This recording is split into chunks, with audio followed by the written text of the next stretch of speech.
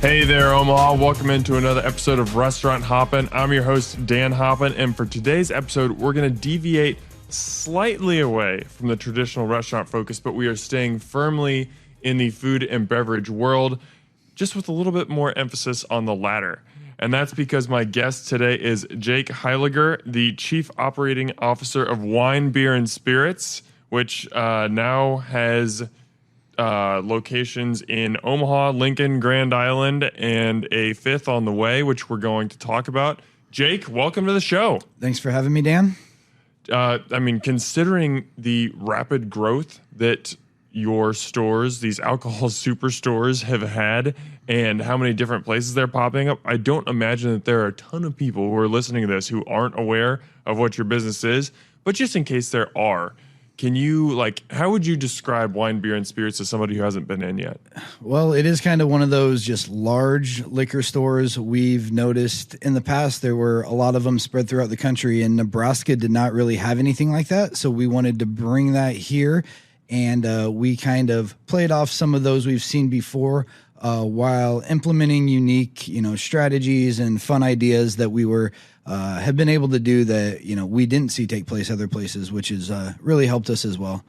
What are some of those strategies and fun ideas? I think the biggest one is just the bar. Right as you walk into any of our locations, you have a full service bar where you're able to grab a cocktail, craft beer, domestic beer, high-end bourbon, tequila, something new that you may not have tried or that's relatively hard to find as well. Grab a drink, hang out at the bar, or get it in a plastic cup and shop with it. Mm-hmm. And I think that is something that makes your store so unique compared to others, is that I remember even the first time I came in, it was for one of my coworkers' going away parties, and we tasted some whiskey as we were just kind of sitting there and reminiscing, and we were all just like, dang, this is really good. And then we could go directly back into the store and go purchase that bottle of whiskey, which several of us did and still have good memories for that. So that's just such a unique proposition. And I think the other thing that makes you guys super unique, especially here in Nebraska, is just the sheer amount of selection that there is. So I apologize if you don't know the exact number, but just off the top of your head, at the original location, the first location, how many different wines, beers, spirits do you offer? It'll vary on any given day or month just based on new items that are rolling in and out, but you're looking at around 6,000 items at any given time. So I could probably tell you in about a week, we spent all night counting the full store last night. So I had my management team there, and until about 3 a.m. is how long that usually takes just to get good inventory on everything. But it's quite a bit of product. I have seen it referred to as the Costco for alcohol, and it really is. That's the type of size of a store that we're talking about, and how many products you offer. Maybe not, the bulk items in terms of Costco, but in doing my research, I saw another article where it was either you or one of the other managing partners said the average time in the store is per customer is about 40 minutes. And I think when people hear that number, they're just like, what? No way. At the liquor store? Seriously? But there's so much selection. It is more like going to the grocery store, and people get carts and everything to go around. And there's so much to see. There's so much to experience that it's not really like anything else in, I was going to say Omaha, but really Nebraska. And I think that's why it's taken off so much. Yeah, and you're exactly right. I noticed within probably 4 days of being open that we could not only have carts up front because people would make it 30 feet in the store and they'd be running back up front to grab a cart because they would just randomly, impulse buy things that they never seen before or something that looked like they wanted to try. So we've staged carts halfway through the store. People realize, oh, I'm going to need one now. Now that's fascinating. So people are thinking, oh, yeah, I'll just come in and grab my one or two regulars. But then they realize, wow, there's this whole treasure trove of things I didn't even know existed. Yeah, I'm going to need a cart. Yeah, people now, they've caught on. They know, come in, I better grab my cart. I'm going to find 4 or 5 different items that I wasn't planning on getting. But we're definitely not the place where somebody comes in knowing they only need a 24-pack of beer. I'm going to grab that and I'm going to leave. Like you said, we average about 40 minutes with customers in there. which is why we try to staff appropriately and have knowledgeable people on the floor as people are seeing all these items they may not have seen before, have questions about products, that we have staff that can inform them or help them find what they're looking for. And we're going to get more into that, but I want to talk about your background real quick, Jake, because I know that you've got background in both the restaurant and the bar industry. Can you give me like a 60, 90-second rundown of kind of what your career looks like in the hospitality industry? Yeah, absolutely. So I did come from the restaurant industry. Actually, my what I wanted to do when I was younger was go to culinary school, and I went out to Chicago and visited there, and the city just wasn't for me. I guess I'm more of a small town person coming from Lincoln, and I just hopped into restaurants when I was about 18 years old, did that for about 7-8 years, and then when my business partner, he started a partnership to open Thunderhead Brewing tap rooms, and he needed someone to run those. So I started there. We expanded a bit, adding event spaces, adding the second location downtown and whatnot, with kind of our current concept always being our larger dream and goals and whatnot. But we did that for a while until we finally had an opportunity to, buy the Toys R Us and get that going. Yeah, and we'll talk more about this, but the fact that the original store, and I think even one of the subsequent locations, is in a Toys R Us, the uniqueness and the nostalgia that brings is just incredible. But this is a food podcast, so we got to talk about food a little bit, and I think that there is this... It's an intrinsic skill to be able to pair food and alcohol, whether that's a beer that you're going to be having at a backyard cookout versus a wine for a wine dinner. Like, what is the art behind pairing alcohol and food, in your opinion? I think it's definitely evolved over the last 15, 20 years, whether it was wine with food, it was eat this and drink this with it. It has evolved more into eat what you like, drink what you like. But there's definitely a process to take into mind when you are suggesting things. Whether you're looking at lighter food with lighter white wine, heavier steaks with, big Cabernets, all the way to beer with, very hoppy IPAs. Do you want that with, a long meal, or should you start with more Mexican lagers and Pilsners, things like that? All the way into the craft cocktailing world, which I admit I'm an amateur compared to a lot of my employees and people I've worked with in the past who just know so much more about it than I do. But there's definitely, that pairing where, they just work well together and they feed off each other.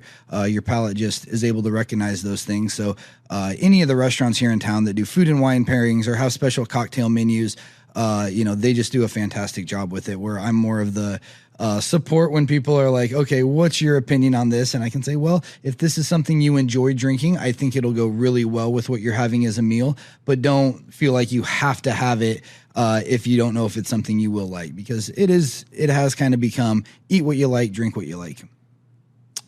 I would agree with that. I think that there are people who are experts who can definitely pair food and wine a little bit differently, but I'm someone who's probably, whatever I'm having, a sommelier could give me a great glass of wine, I'm probably just going to prefer a whiskey neat. Like, let's just be completely honest. That's just my palate. And it's just the same as food.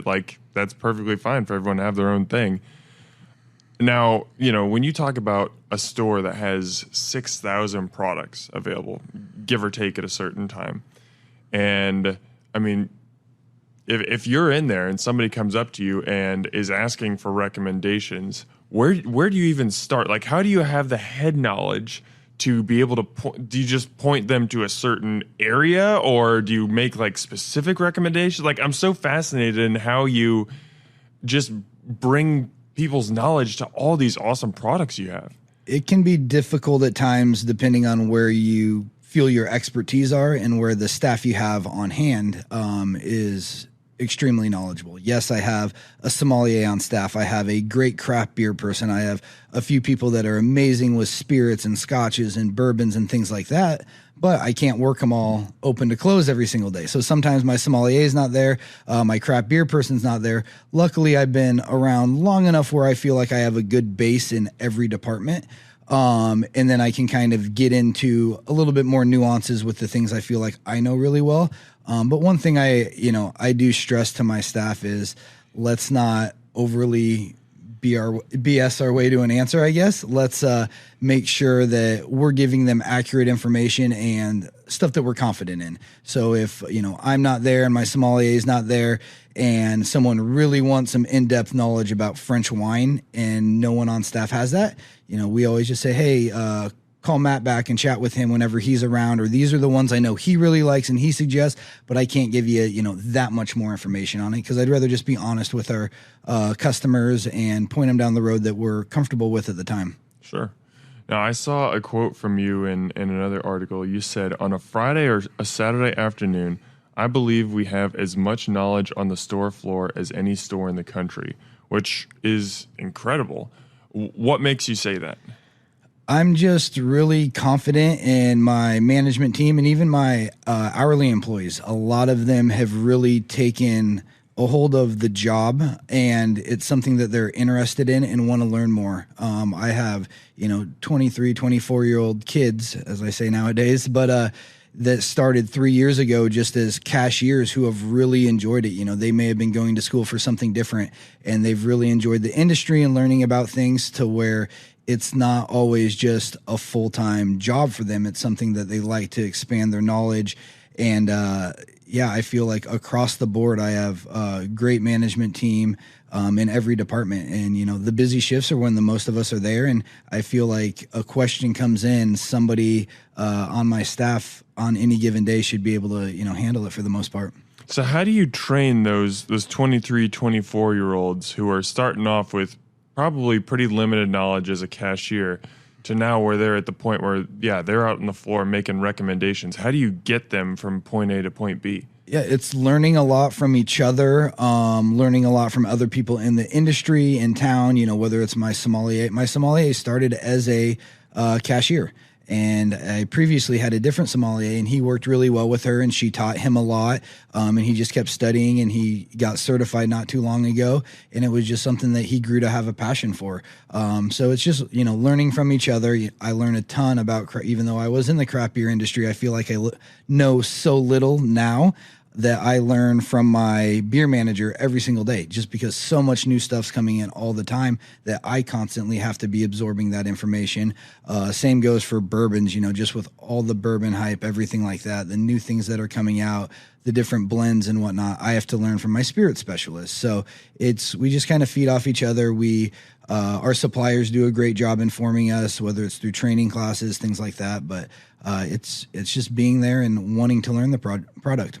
Something that I hear commonly from people on this show, guests that I have on this show, is that one of the most important things in this industry, and probably really just all of life, but in this industry specifically, is you constantly have to keep an open mind. Is that you can't, the minute that you think you know everything about food, or you can't learn something from someone else, is when you start to get stale and when you lose it. And it sounds like you would say it's very similar in the spirits and beer and wine world as well. I mean, there's constantly new products coming out. There's constantly fads and trends and different ways that people are consuming things. How important is it to just have that growth mindset that, you might have hired this employee as a cashier 2 years ago, but now, you are asking them questions and you're relying on them. How important is it to have that open mindset?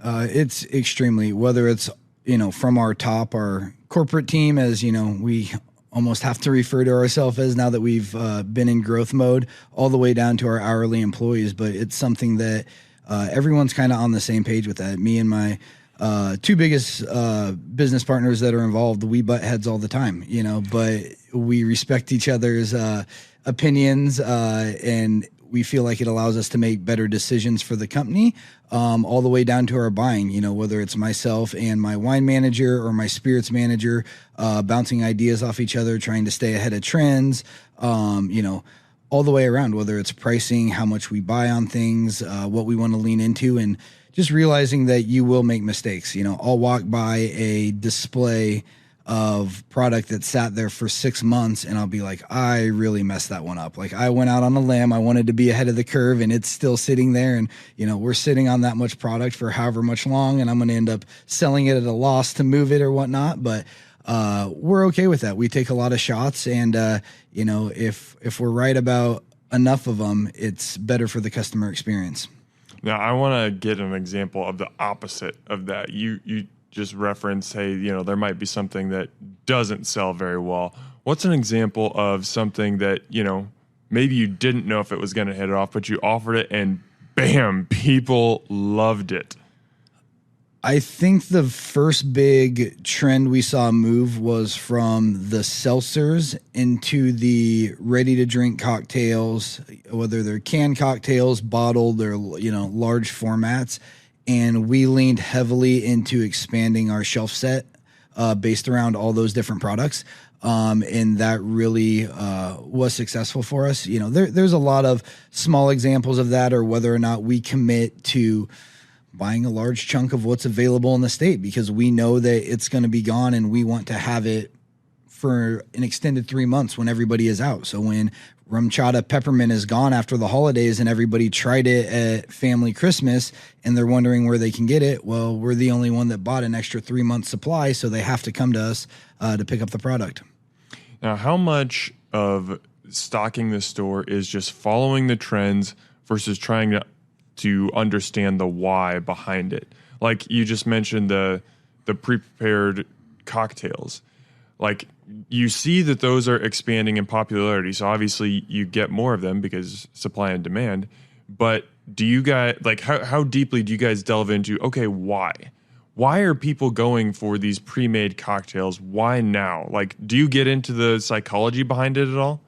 I think we have enough conversations with our customers on a daily basis just to kind of understand that, well, it's going to this, whether it becomes a price point or it becomes just an efficiency thing. I don't want to have to make a Negroni or an old fashioned from scratch every night. And this producer does a good enough job that I can just pour this over the rocks and I'm good for a night and I don't have to worry about anything.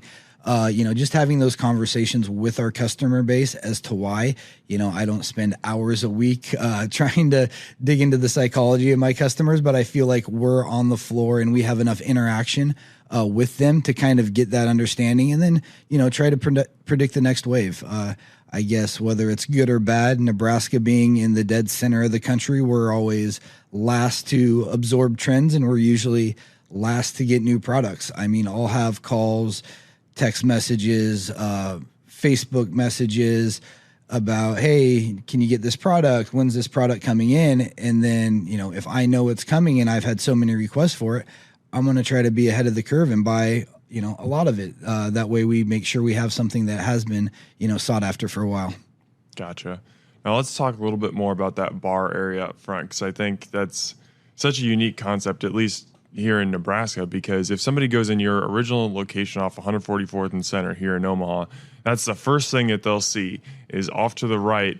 It's a pretty well set up little section. And that's the thing. Like if you wanted to just come have a drink and not do any shopping, you could go to Wine, Beer, and Spirits and have just the traditional bar experience like you would at any other bar. Who came up with that idea? My business partner, who I should also mention is my brother-in-law. It just happened to work out that we've known each other for about 15 years. So we always are kind of on the same page with things. And seeing what our tap rooms did previously, not having any food built into it, we're like, well, if we can extend a bar in this area, allow people to bring in food, do food trucks, things like that, and serve them with reasonably priced drinks, some different products that won't be every place. We think that could do well. It has done significantly better than we thought it would. I have an absolutely amazing bar manager who he's a full-time teacher and still works 5 nights a week for me. And he just crushes everything about the bar, whether it's bringing in products, staffing it correctly with customers, the amount of people we have with reviews or call in or when I'm on the floor saying, Don and his staff is great at the bar. I couldn't be luckier to have him there. So it's a customer service thing there as well. I think without having Don or someone similar to Don taking care of customers the way he does, it wouldn't be as successful as it is. Mm-hmm.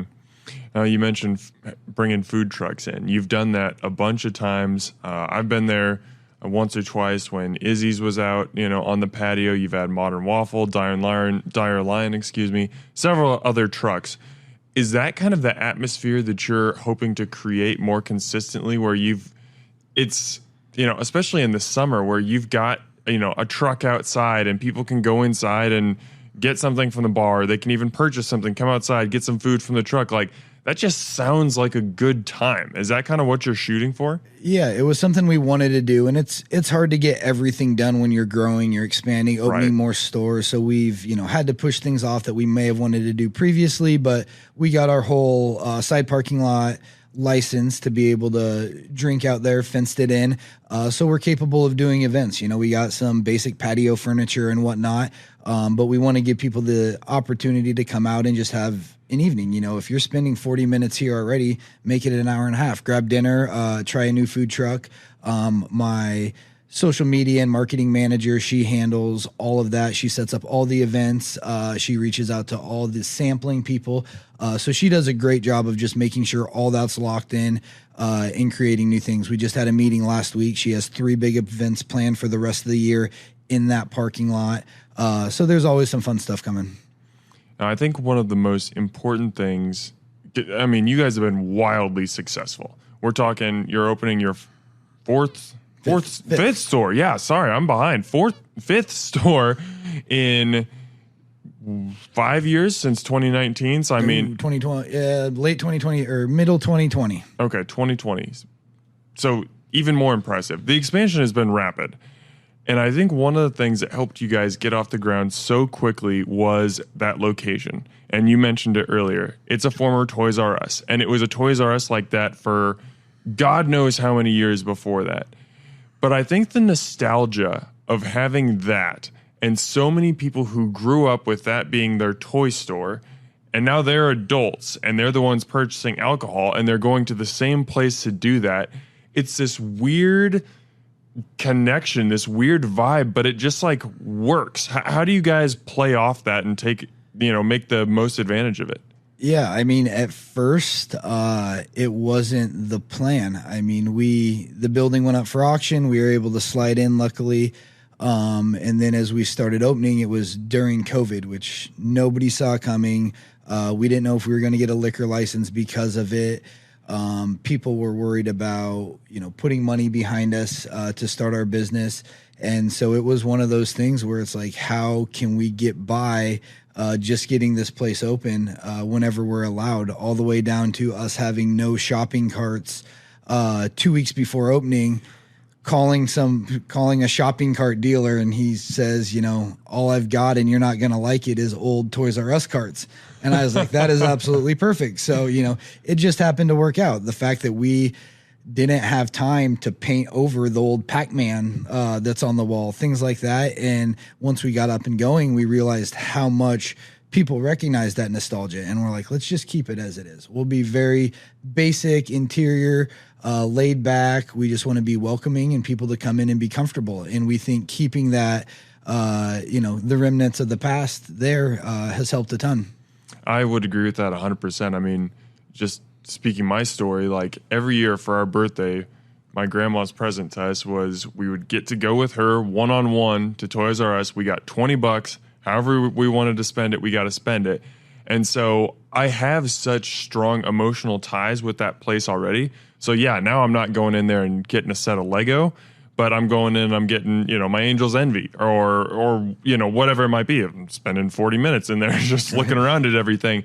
But it like there is that sentimental draw that it's just like, this place it's new-ish, but it's also like there's already a connection there. And I think it's something weird, because you're talking about like toys and liquor, like complete opposite ends of the spectrum, except you guys have somehow brought them together in this really, really cool way.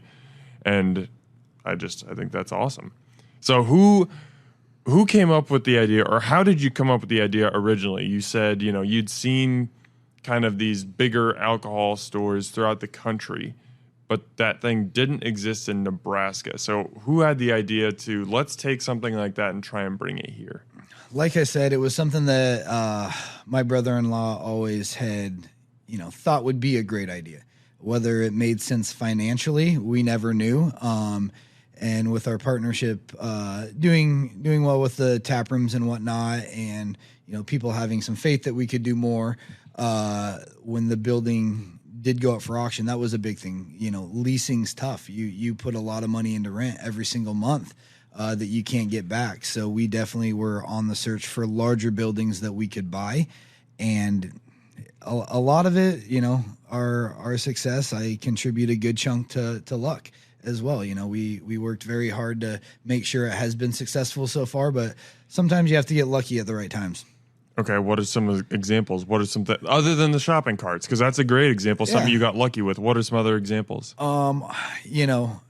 Just the time 2020, it was a time where nobody had anything else they could do. They couldn't go out. They couldn't go to restaurants. We were, grocery stores, liquor stores deemed essential. Everybody was open. People could come in. They could shop. And people were saving money by not going out to eat. So where are they going to, redirect that money somewhere? And they still wanted to have cocktails. And a lot of people were learning to make the cocktails and looking for stuff they had when they went out to eat. If they went to whatever restaurant and they always got the espresso martini, well, come in and talk to our cocktail manager about, what's the best way to make a good espresso martini at home. And then they realize, hey, I'm saving about $200 over the 30 martinis I'm having versus getting them at restaurants and cocktail lounges all the time. So, the timing was very lucky as well. I was lucky with a lot of my staff, having people that I can move around from the Thunderheads to help with the stores, vice versa and whatnot. So what is the process like of transforming an old toy store into wine, beer, and spirits? The first one was a disaster. We had no idea what we were doing. We had no idea when we could open. We got very rushed towards the end of it. I would say if you go to all of our locations, the Omaha one, the original one, is still the one that's the most unorganized, the most just chaotic all the time. We obviously do the most volume there as well, so things are just shopped, and refilled constantly. But if you go to our Lincoln location, every display is the exact same height. Things are neat. Every product will always have a display tag and a shelf tag, where Omaha, you're like, when that product come in, we better check the price on that, just because it's so much all the time. So the first one was a lot of learning. Lincoln got better, and then by the time we got to our Grand Island store, which happens to be physically the largest store, we felt like we were comfortable in what we wanted to do to, open a little bit more successfully. Mm-hmm. What were people's initial reactions? Like when you first opened and people are coming in for the first time, what do you remember about just seeing people in the aisles for the first time? Yeah, you could tell nobody had really seen anything like it before, even if you had been out of state to whether it was a Total Wine in Minnesota or Apple Jacks in Colorado or wherever it had been. They could tell it was definitely different. And I mean, that bar, the first thing you see, that's just a plain giveaway. This is a place I've never been before. This is something that I'll enjoy, all the way down just to the sheer amount of product we have. Whether it's just total bottles in the store or different amount of items that we have on our shelf. People wouldn't normally think you'd go in and see 18 different triple secs, something as basic as that. So when they did, they were, overwhelmed for sure. It was one of those, all right, I got to take a step back. What do I actually want? And then what do I want to look at and just check out for a while? How do you think your average customer has changed from those first, weeks, months when it was just being discovered to now when wine, beer, and spirits is a pretty familiar thing to most people? Yeah, it's a ton of repeat customers. On any given day, I could run into 10 to 50 people that if I was good at remembering names, I would know their names, but I know their faces. I know what softball team their daughter plays on, things like that. But it's something where it's a destination spot. where they come out. It's a Thursday night. For a few, a little while, they come out, they check out what's new. They come in to talk to Jack about beer or Matt about wine. They know they can come in for good recommendations, as opposed to at first it was, all right, I'm just going to look at everything, try to figure out what I might want. To now it's, all right, I'm going to go in and talk to somebody I know. I want suggestions on this. I need gift ideas for an anniversary or whatever it may be. And you do really see those trends when you open a new store. You see people even, when we opened Lincoln, it followed the same pattern. People came in and they were kind of afraid to talk to the staff. They were so overwhelmed, they didn't even know what questions to ask. Now in Lincoln, since it's been there 2 years, they go in, they know they can talk to Sandra, they can talk to Todd, they can talk to Reggie, and they're able to, make those connections with staff there. So you always see that kind of progression with every store. When did you guys know that this thing was a success? I would say probably within 45 days, I was told you better get ready to open another one soon. Wow. And I was like, I don't know how I can do that, but we'll figure it out. Just based off of, business models, what your projections are, where you feel comfortable, where you feel like you'll do all right. It didn't take long to know that this was something we wanted to get to Lincoln as soon as possible. And then a lot of it's just opportunity with the real estate. Was Grand Island, did we know that would be next? No, but we found a building that made sense financially and whatnot. And then our next location in Fremont, we would have never guessed that. That was just completely random, and it's hopefully going to work out there as well. And just remind me, when's Fremont opening? We're hoping by middle of September's the goal. All right, Fremont listeners. Yep. Gives you something to get excited about. Yep. Okay, so, you knew pretty soon, we've got one location. We were able to kind of, patch this thing together at the beginning and make things work. Now we want to open a second location. What did you learn about opening that first one that allowed you to be better set up for success for the second one? Giving ourselves a little bit more time, understanding that things take longer than we originally expected with the first location. Whether it's, when you receive, $1.5 million worth of product in a week, it takes a while to get all that set in the system, everything like that. So just not being as rushed, obviously understanding just spatial logistics of it. How much room are we going to need for bourbon versus Cabernets versus French wine versus canned cocktails and local craft beer? Just having a better idea for that, because we've switched the floor plan in Omaha half a dozen times, and we'll probably do it again, just because things, tend to change, and we recognize that we might not dedicate enough space for certain things that we want to. Now, if someone goes to the downtown Omaha location versus the one off 144th and Center, those are wildly different from both size, atmosphere, everything.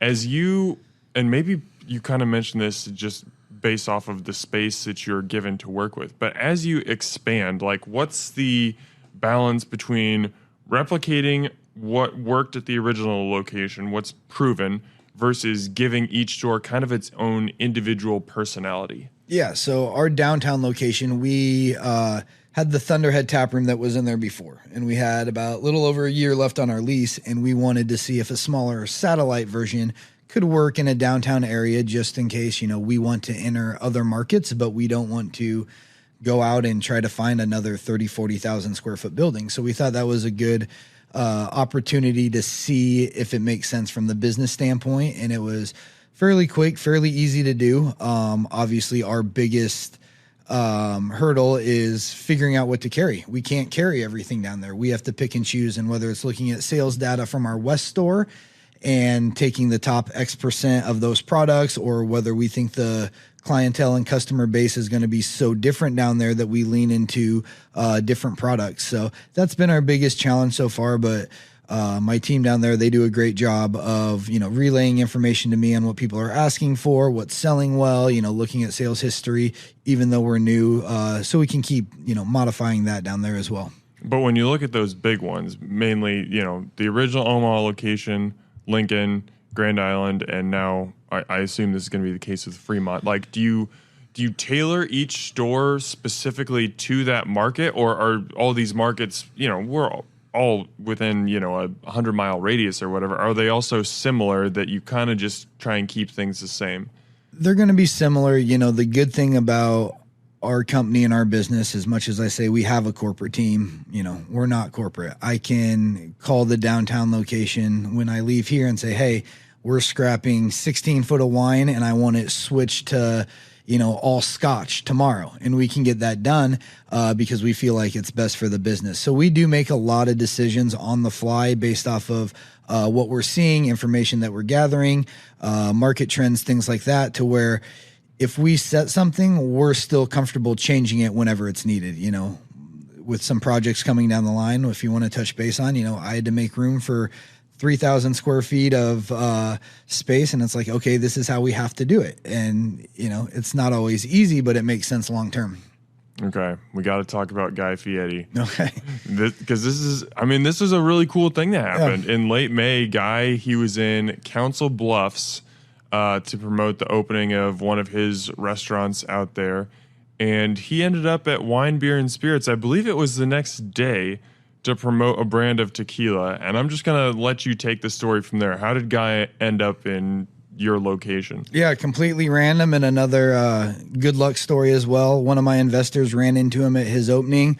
Just started chatting with him, explained our concept, that we carry his brand. His manager and whatnot didn't believe that something like our store existed. We asked if he wanted to come out and sign bottles. He wanted to prove the manager wrong. So we had to get every bottle from our supplier within a day that was available in the state, because I don't carry as many bottles, that were wanted for the signing. It was actually 2 days later. He came out on a Sunday. So I had 2 days to plan the event, get it promoted. I had no idea if it would gain enough traction in that short amount of time. He comes out, every bottle was accounted. I had people there at 10 a.m. when the store opened, sitting in line, even though he wasn't going to be there till I think 1 o'clock or maybe even 2. Just plopped down on the cement. I was running them drinks from the bar. That way they were still number one in line. And, ended up about 200 people there, and didn't have that many bottles. He was kind enough to stay and take pictures with people, though, who didn't have a bottle to sign, or signed a T-shirt or something like that. You spent a lot of time with him that weekend, and I actually had Drew Michelle Stats from Semo on. They ended up going out for dinner out there. What was your just take on Guy, just as a personality? What was it like to hang out with him? Yeah, you never know. You see people on TV, you don't know how much of that they're playing into and whatnot. But after this signing, he just wanted a place to go have a cocktail and a cigar. We said, we know the perfect place. We went and hung out for about, 2-3 hours, and just really down to earth. He still has a lot of that energy you see on TV, but just, answered questions that I had about restaurants. I didn't realize he was as big as he was. I knew he was, huge with the TV shows, all the restaurants. I didn't realize it was that much. But I was able to pick his brain. We chatted about his cigar line that he has, a bunch of things. And then he was kind enough to go out and visit Semo with us and help support Drew out there, which was obviously fantastic for his launch. Mm-hmm. Yeah, Guy, he's basically become the face of the Food Network. He's got 3 or 4 off the top of my head that I can think of recurring shows that are on almost all the time. And he's even, he's gotten so big that he's got a show that's called like Guy's Family Trip, where it's just like his family just going across the country, like eating and doing things. Like that's the show. Like that's the life right there. Just take your family on vacation. We'll film it and pay you for it. And the fact that he was here, like I got an opportunity to talk to him, and it was almost like an out-of-body experience. Like there's this person that I've seen on TV so many times, like I know that he's real, but for him to actually be there in the flesh, it was almost like, I don't know, it was really odd. So for you to spend so much time with him, I can only imagine just how crazy of an experience that was. Yeah, when Drew cooked for him, I say I cooked for him because I stood over the grill and watched his steak for 5 minutes. So I can always say I cooked for Guy Fieri.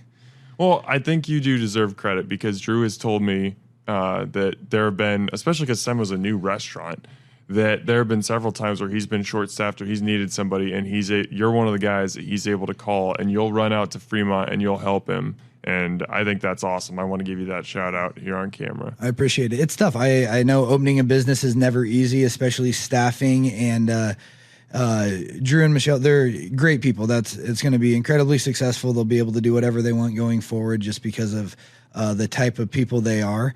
And I get it. It's tough when you're new and you're training new people. And even with my limited experience in the recent past, if I can come out and help bartend when needed, as long as the wife allows, I'll always be there.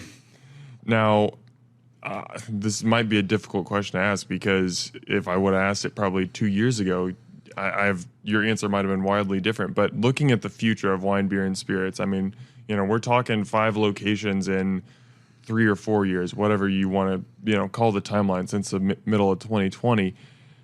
What do you see as the future? I mean, does this thing just keep expanding? Does it look like more kind of mini stores like you open downtown? Just what do you see when you look in the future?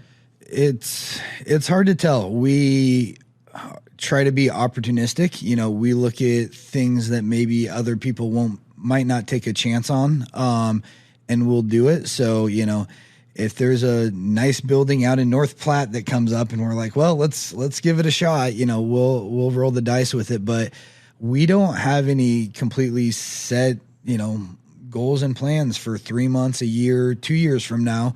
We've looked at other markets, whether it be Kansas, Missouri, Iowa, and we know it'll take a lot of planning if and when we want to enter those. So we want to make sure our home base of Nebraska is covered kind of to the extent that we want it to be before we dive into anything like that. We also have some other business ideas that stay in the food and beverage industry as well. So whether or not they happen in 6 months or 5 years, there's some things we'd like to do. It's just finding time for everything and making sure, our current businesses are operating as best as we can. What do you think has been the most important aspect of your growth and success so far? I would think, coming from the service industry, I always think that it's customer service. And you hear that no matter what it is. No matter what industry somebody's in, they're always going to say taking care of the customers. But I do truly believe that. And I've always, I told the investors and the business model, the business plan, I'm going to spend money on labor dollars and labor hours because I feel like it's necessary. So I do believe that has helped a ton. And I feel like I get feedback from our customers that it has.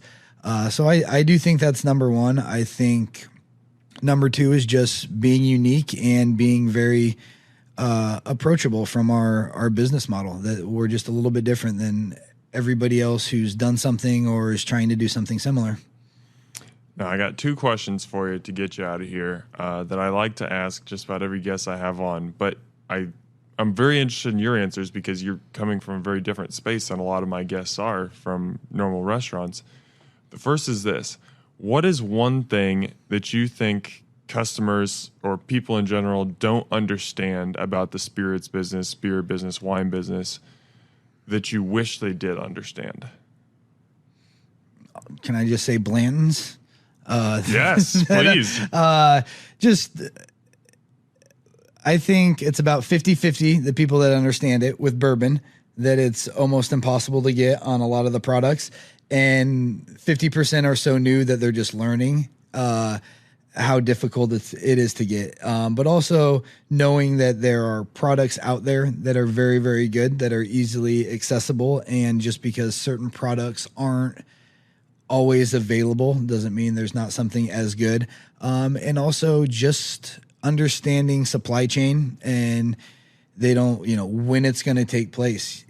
If you're looking for last minute Christmas gifts on high-end scotch, if you want a 21-year Scotch, they're going to be gone come December 24th. That things just aren't always easily available, and that's not just bourbon, scotches, whiskeys. A product like vodka Fresca seltzers just exploded out of nowhere a few weeks ago, and I can't get any. And I get probably 20 calls a day about it. And I have no idea when I'll get it. I have no idea how much I'll get, but just the whole supply chain line. And also that, pricing is something that we're seeing across the board become, a thing where suppliers, distributors, everybody is having to kind of take cuts or squeeze a little bit higher in certain areas just because of what it is becoming. Mm-hmm. Well, I think what positions you guys so uniquely is if somebody wants Blanton's for example, and they go into, just a smaller liquor store and Blanton's isn't available, it's kind of like, okay, well, then see you later. I'm walking out. With you guys, we're talking over 6,000 products available. You guys might not have Blanton's at that moment, but you have something that's similar. And you have knowledgeable professionals on the floor who are able to talk to a customer and say, hey, I'm really sorry, we don't have that specific thing, but this whiskey is very similar in taste. It's in the same price range. Why don't you try this out? Let me know what you think of it. Like, I think that you guys are uniquely positioned because of how your store is set up to, even if people don't get exactly what they want when they want it, you can give them something and maybe open their eyes to their new favorite thing that they just didn't even know that they liked. So I just extra plug there. I think it's cool. Thank you. What is your favorite part of being a part of the food and beverage industry? Oh, man. I think it is having the opportunity to, do different things with different local vendors, whether it is the food trucks, whether it is the new meat locker that's coming, whether it's, we brought in a local kid who he does candles and, nicest family. Really? His mom used to do events at our old tap rooms back when he started making these when he was, 13, 14 years old. And now we have, a bunch of their candles in the store, and just being able, the Oso mix out of South Omaha, being able to partner with them, some of the other companies here that, it's fun to be able to do that. We had the huge local event where we had 14 vendors out in our parking lot a couple weeks ago, and just seeing them all and them coming out and being able to showcase their products to our customers. I think we probably had 300 people that day come out for that event.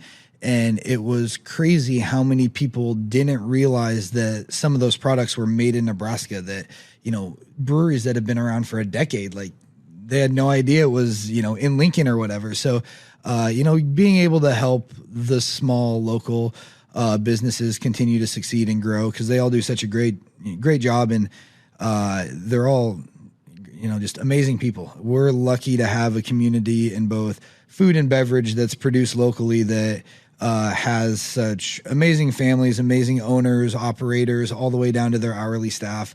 And being able to get out to some of those places personally and see them firsthand is always fun. I absolutely love that. I mean, you guys could totally just have your liquor superstore and just have all nationally available products, but the fact that you intentionally select ones from Nebraska, and not just alcohol, but you're supporting, other, meat lockers and candles and food trucks and stuff like that too. That just adds an extra layer on top of it, and I think it's just super cool.